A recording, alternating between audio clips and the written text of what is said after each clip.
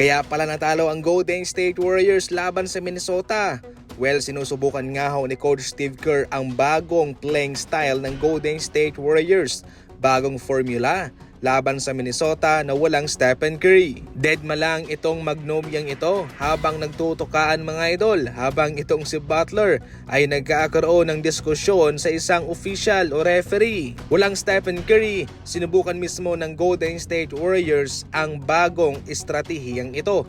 Gumawa sila ng history mga idol sa kanilang prangkisa. For the first time sa loob mismo ng 17 years ay wala silang naipasok na tres sa first half ng laban habang sila ang lamang sa puntong iyon.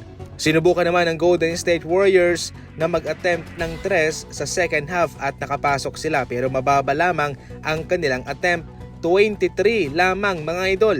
Definitely sa labang ito, nasa looban talaga itong kanilang scoring kay Butler at kay Kuminga. Sa tres, minamala sila. Maliit lamang yung kanilang attempt. Ibig sabihin nun, secondary option lamang nila ang umiscore sa labas. Kung tutuusin sa pangkabuuan ay nagtagumpay naman itong kanilang bagong estratehiya. Subalit sa fourth quarter, sila'y iniwan ng Minnesota at tuluyang natalo.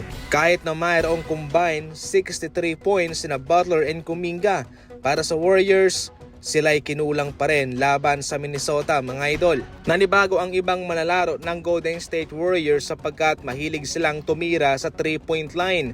Ngunit sa labang ito ay limitado lamang. Ibig sabihin nun, yung mga play na dinodraw nitong si Coach Steve Kerr ay panglooban. Kung nakuha ng Golden State Warriors ang Game 1, nakuha naman ng Minnesota ang Game 3 sa mismong home court ng Warriors.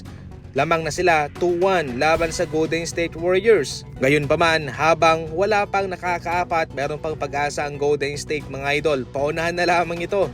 Nag-improve ng depensa ng Minnesota, especially sa ngayon na wala si Stephen Curry.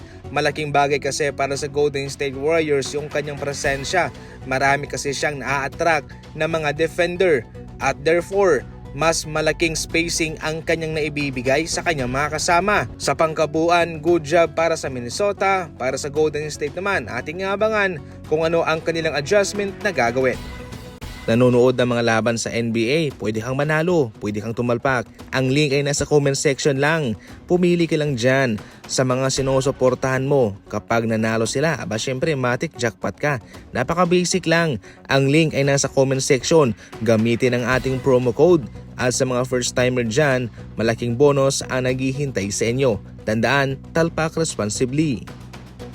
Samantala, kabilang ngayon sa mga posibleng mawala sa Miami Heat ay itong si Bam Adebayo. Sa ating nakarang balita ay magkakaroon ng malaking balasahan ng Miami Heat sa kanilang roster. Sinabi mismo ni Pat Riley na hindi na ito yung Miami Heat na ating makikita para sa next season. Ngayon, kahit nanggaling mismo sa mga analyst na mukhang untouchable itong si Bam Adebayo, ay hindi pa rin tayo makakasigurado sapagkat sa kanyang kagalingan ay pwede namang makahatak ng maraming asset ang Miami Heat para sa kanilang kupunan. Sa isang mock trade, matatanggap nga ho ng Hornets itong si Bam Adebayo at bilang kapalit matatanggap naman ng Miami Heat si Josh Green, Mark Williams, Yusuf Nurkic at first round pick. Hindi na masama ang matatanggap ng Miami Heat rito, mayroon pang first round pick mga idol. Hindi na bago si Bam Adebayo sa Hornets. Tobong North Carolina po siya, kaya siya isang fan ng Hornets. Para sa inyong mga idol, ano ang komento niyo patungkol dyan? I-comment lang at babasahin ko.